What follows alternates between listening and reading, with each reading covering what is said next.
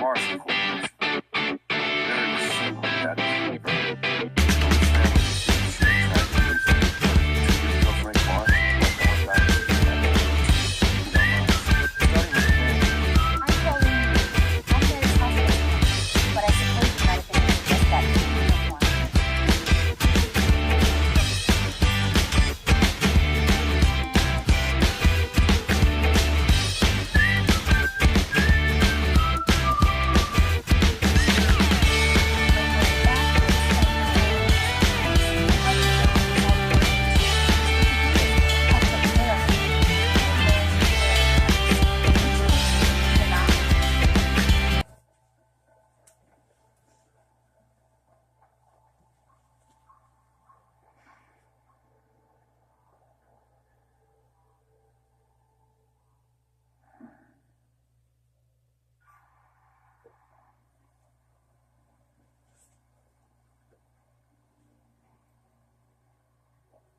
That's Mary Marst, isn't it? The reputation preceded her, didn't it? Well, it isn't every day a spoiled heiress becomes the acting CEO of an international hotel conglomerate. That's true. The Mars Corporation. Mary was certainly Daddy's little girl. Well, this family has seen its share of tragedy recently. What is it, 2 years ago, Frank Marst and his wife Ellen died in a skiing accident over in Europe? And Frank's will hands over the family business to Mary, only to have her nearly die in a car accident. She suffered second and third degree burns all over her body. I don't think she was expected to live, and that was over a year ago.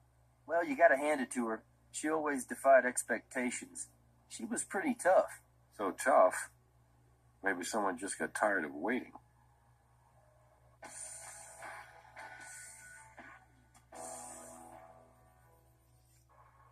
Mary's hospice nurse and her stepsister Jane Barrett found her like this.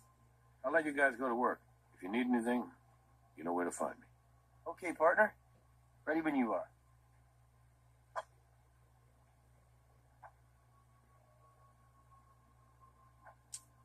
Excuse us, miss.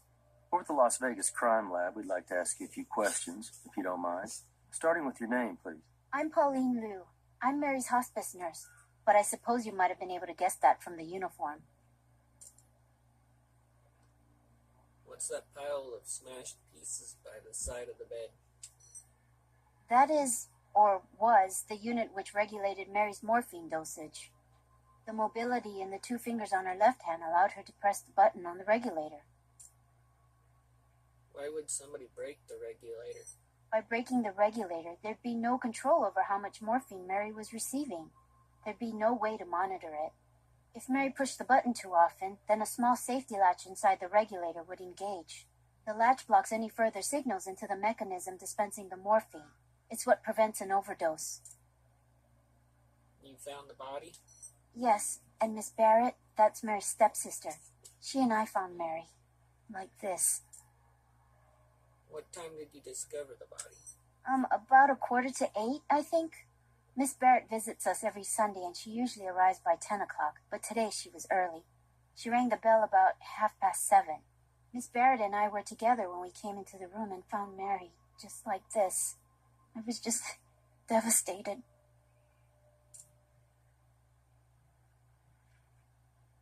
There's no way Mary could have done this herself?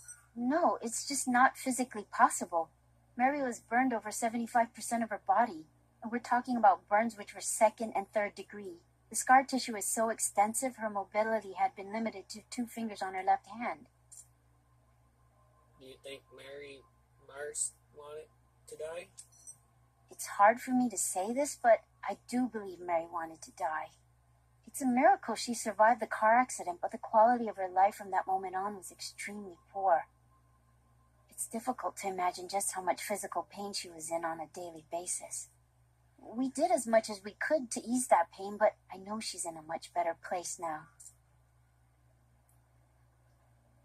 Could you communicate with Mary? Did she talk at all? No, the damage to her vocal cords was too severe, and she couldn't move enough to sign either. Miss Barrett once purchased a computer for Mary so she could literally talk through it, but even though you could operate the voice software with the touch of a button, Mary showed no interest in it. Did you help Mary out of her pain, Nurse Lou? You can tell us. Are you familiar with the Nightingale Pledge? It's an oath nurses take, like the Hippocratic Oath. Part of it goes, I will abstain from whatever is deleterious and mischievous and will not take or knowingly administer any harmful drug. So in answer to your question, no, I did not assist Mary in ending her life. Do you live here, Nurse Lou?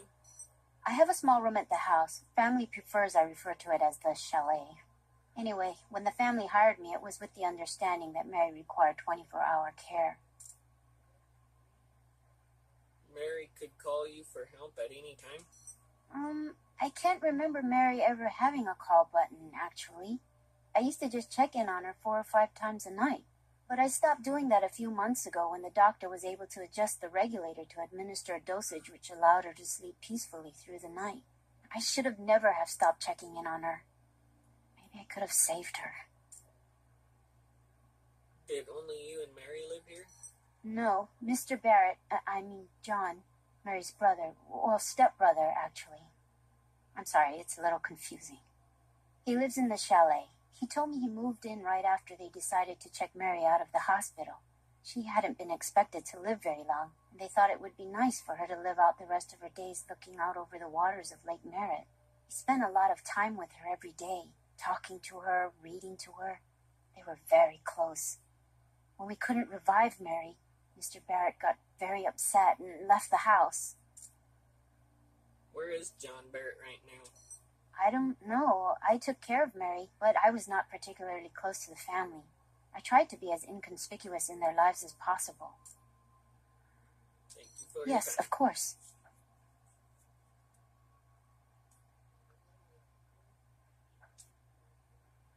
So once we've processed the scene, we'll call Robbins and arrange for the body to be transferred to the coroner's office. We'll get a better look at the body at autopsy. Have you ever seen one of these before? It's a device used with an IV to monitor a patient's dosage of medication. So it looks as though if Mary were experiencing some pain, she could just push this little button here, and the regulator would release a dose of morphine into her IV.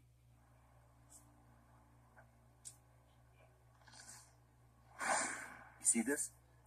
There's a serial number right along the broken seam here. So if we put these pieces back together at the lab, we should be able to read it.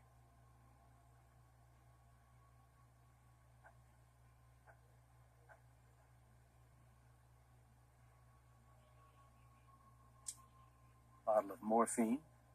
So there has to be a switch inside that regulator unit which prevents a patient from overdosing.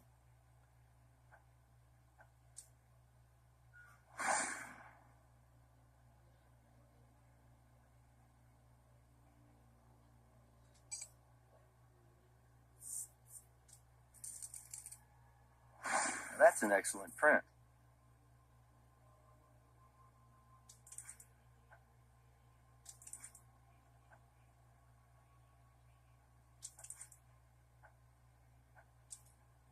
Shoe impressions, left in mud.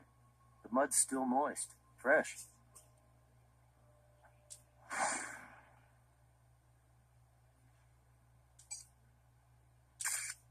These muddy footprints have a very distinct tread.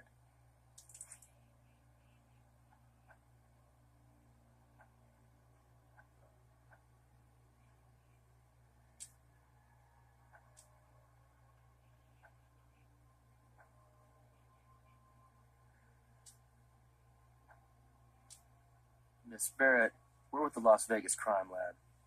I know you're upset, but we'd like to ask you a few questions if you don't mind. Of course, officers. Whatever I can do to help. You found the body? That's correct. Mary's nurse and I discovered the body this morning. What time did you find the body? 7:30 this morning, maybe 7:45. I'm not exactly certain. She was like this when you found her?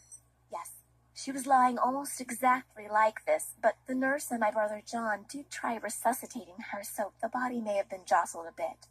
I made sure none of us moved anything else, because I understand the importance of not disturbing a crime scene.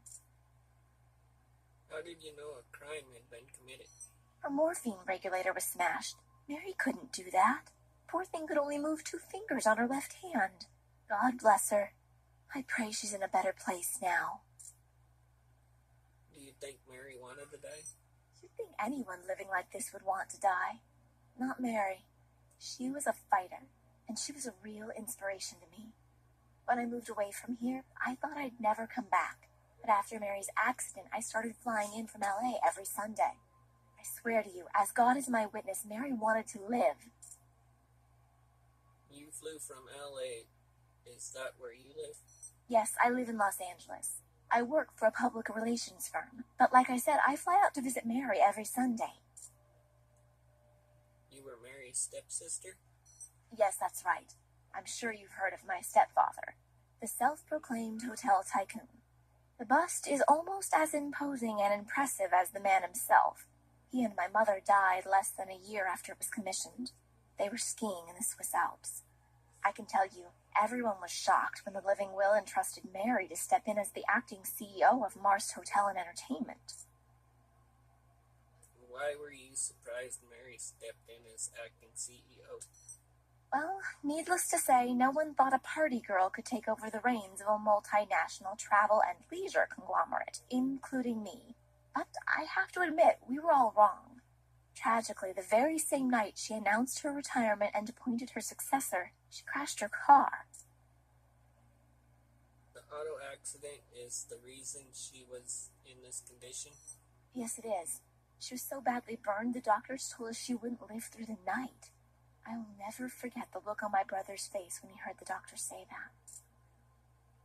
How did you feel when you heard Mary wasn't going to last the night? It's all impossibly difficult to describe to you. I mean, first our parents, and then Mary? It was almost too much to bear. But the way she fought, she was stronger than anyone could have guessed. She wanted to live. Who else was here when you found Mary's body? Mary's nurse let me in, and it was just like my normal Sunday visit. I wanted to tell Mary about my promotion. And then, as soon as I saw her, I knew something was wrong. I could tell by the paleness of her skin. I think I screamed, and the nurse screamed, and that's when John ran in, and we tried to revive her. Your brother John was here that early on a Sunday morning? This is the family's chalet. When we all decided to bring Mary back here to spend her final days in peace, my brother John decided to move in too, so he could be with her and help take care of her. He and Mary were very close, much closer than he and I. You and your brother weren't close? No, we're not particularly close. Well, let's just say we have very different views about money, very different values about it. Growing up as an only child, Mary had always wanted a little brother, and John was more than happy to be spoiled by her. Where is John now? I have no idea. He ran out of here, and I haven't seen him since. Thank you for your time, Miss Barrett. We'd like it if you could remain here in Las Vegas until we have a better idea of what happened to your stepsister, okay? All right, officers. Whatever you think is best.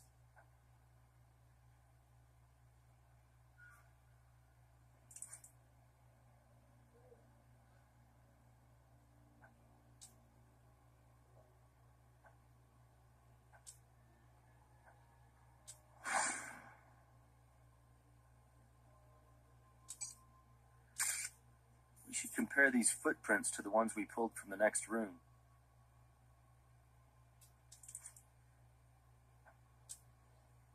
Look like anyone you know? Maybe not.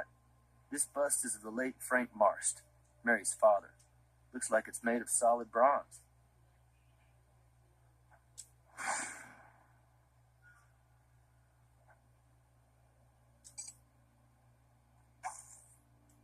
That's good.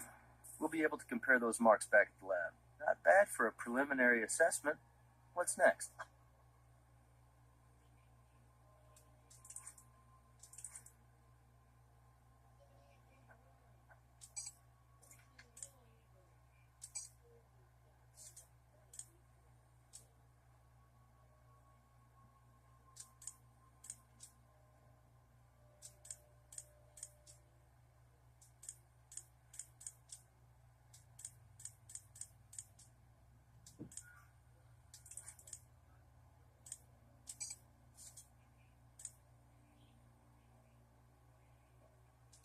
I'll call Robbins, Tell him to send somebody down here to pick up the body. And I'll make sure the officers hold the scene for us, just in case we need to come back here.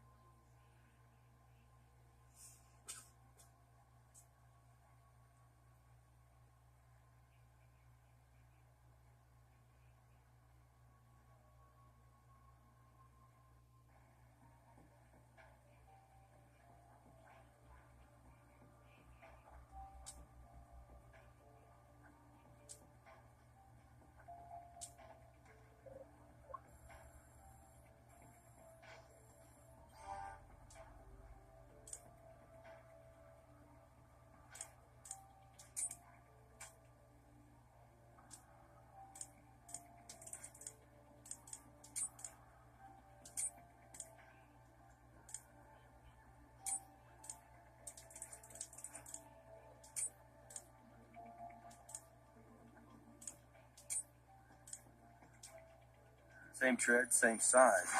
So whoever passed by the bronze bust of Frank Marst also approached Mary Marst in her bed.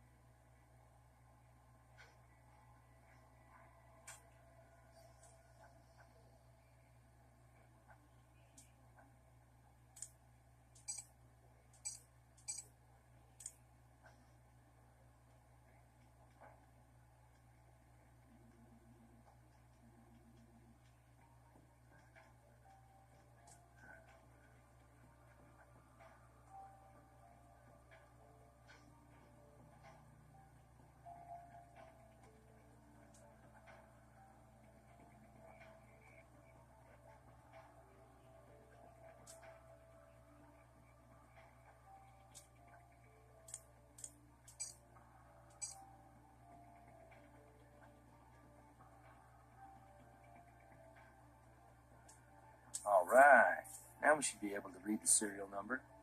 I'd collect those bits of metal, too. They weren't part of the regulator.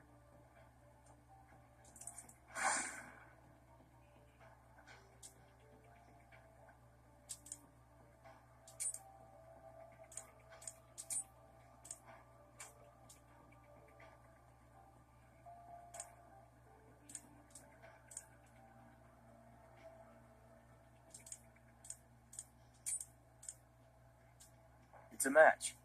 That bronze trace we found in the broken regulator pieces came from that bronze bust of Frank Marst. The evidence suggests someone took the bust from the front room and used it to break open the regulator. Then they removed the morphine control inside. Then the murderer pushed the button on the regulator to give Mary an overdose of morphine. If Mary was awake, she would have been forced to lie there and see it all happen, helpless.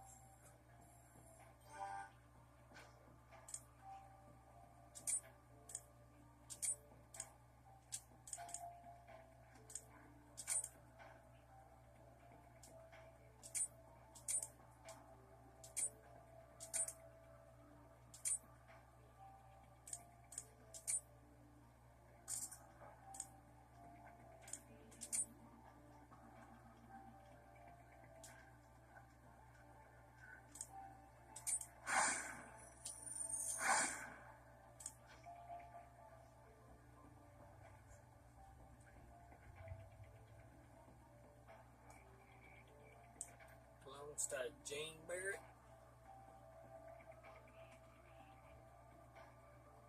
Her history is protesting without a permit. So, the print on the bottle matches Jane Barrett. It says here she was arrested 6 months ago as part of a Death with Dignity demonstration in Carson City. Yeah, let's go get our warrant.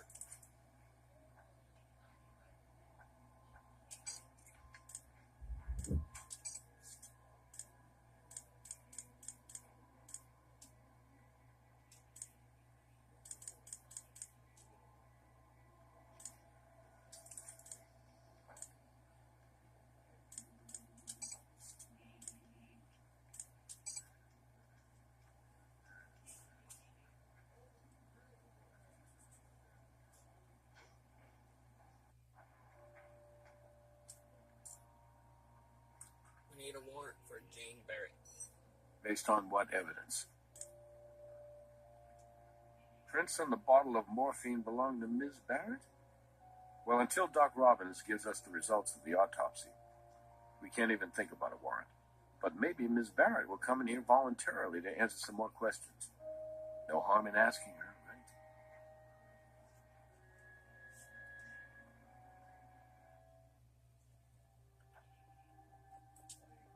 Thank you for coming in voluntarily, Miss Barrett. Of course, officers. I'm happy to help with your investigation.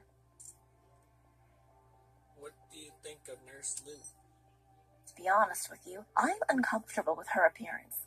She's trashy. She wears that nurse's uniform more like a stripper than a caregiver. However, John seems to think she does a good job, and Mary approved of her. Did you handle Mary's morphine drips before she died? No, of course not. Mary had already passed by the time I got here.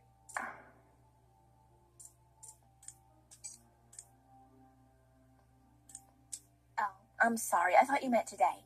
I did change her morphine when it ran out during my visit last week. What's your stand on, I'm not even going to say that word, Miss Barrett? Euthanasia? Well, it's one of those... In theory, it sounds like something which could be a good thing, but in practice, what scares me is the opportunity for abuse. Kids offing their grandparents in order to inherit the money to buy a new cell phone? No, I'm opposed to it.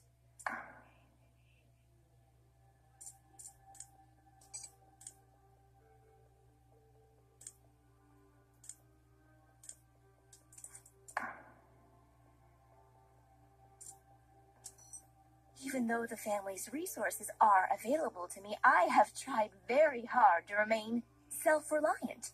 Truthfully, my only indulgence is using the family plane to fly back and forth for my Sunday visits. This is my first time flying commercially. It was more frustrating than I'd expected. It took about 4 hours in actual travel time to get to Vegas. I mean, I could have just as easily driven here. But you don't really need to hear about any of this, right? Sorry.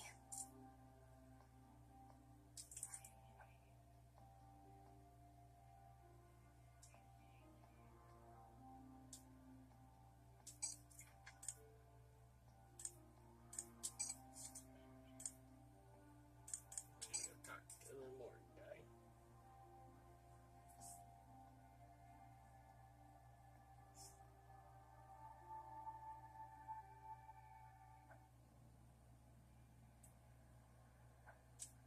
Hello again. Still working on your victim, but I can tell you her prelim tox came back with a toxic level of morphine. I should be finished with the autopsy pretty soon. I'll give you a call when I'm done.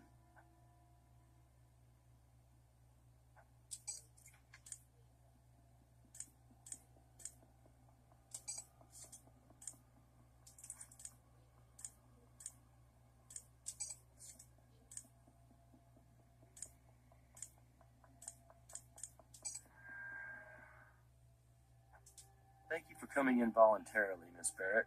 Certainly. Anything I can do to help discover what happened. Euthanasia? Well, it's one of those... In theory, it sounds like something which could be a good thing, but in practice, what scares me is the opportunity for abuse. Kids offing their grandparents in order to inherit the money to buy a new cell phone? No, I'm opposed to it. Miss Barrett, Are you aware that your fingerprints are on record because you were arrested 6 months ago at a death with dignity demonstration in Carson City? I wish I could chalk that up to youthful indiscretion, but obviously I was old enough to know better. Suffice it to say, my politics 6 months ago had more to do with my personal relationships than my personal beliefs. I don't mean to suggest that there's anything wrong with the death with dignity people. It's just that I wasn't really with them, if you know what I mean.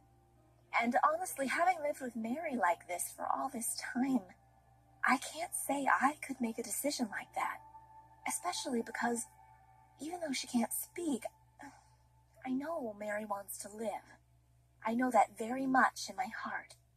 Miss Barrett, can you tell us your whereabouts for the last 24 hours? I live in Los Angeles. I come up here to visit with Mary once a week. I flew up here this morning. By that look on your face, I'd imagine you'd also like to know if anyone can verify what I'm saying, but I don't think anyone I know saw me. Oh, wait. Hold on. Actually, I have this excellent home security setup. Superior security systems. You see the way it works? You're either in the away setting with the motion detectors on, or the home setting with them off. They gave me an application for my cell phone that tracks when I'm home and when I'm away. I can send what it recorded for the last 24 hours to you, and you'll be able to see I was home, right up until I left for my flight this morning. Okay. Send us those records, Miss Barrett. But we'll still have to authenticate them with your security company. So I just got the records for Jane Barrett's security system from Superior Security. Looks like they check out. According to the records, Miss Barrett was at home last night at 11. You know, the Mars family is still a pretty powerful player in this state. It's pretty much an open secret that John Barrett was set to inherit everything when Mary Mars died. Jane Barrett wasn't even going to get a little something for the effort.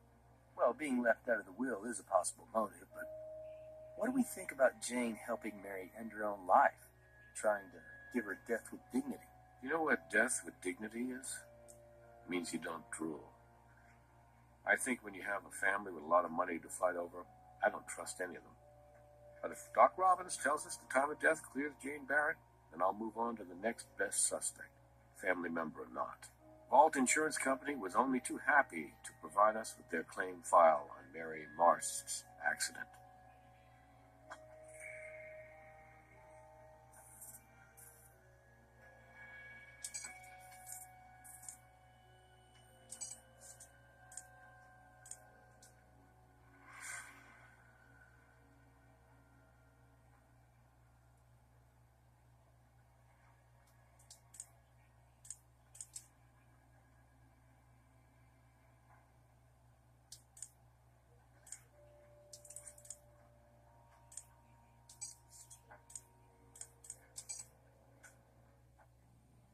Hello again. Still working on your victim, but I can tell you her prelim tox came back with a toxic level of morphine. I should be finished with the autopsy pretty soon. I'll give you a call when I'm done.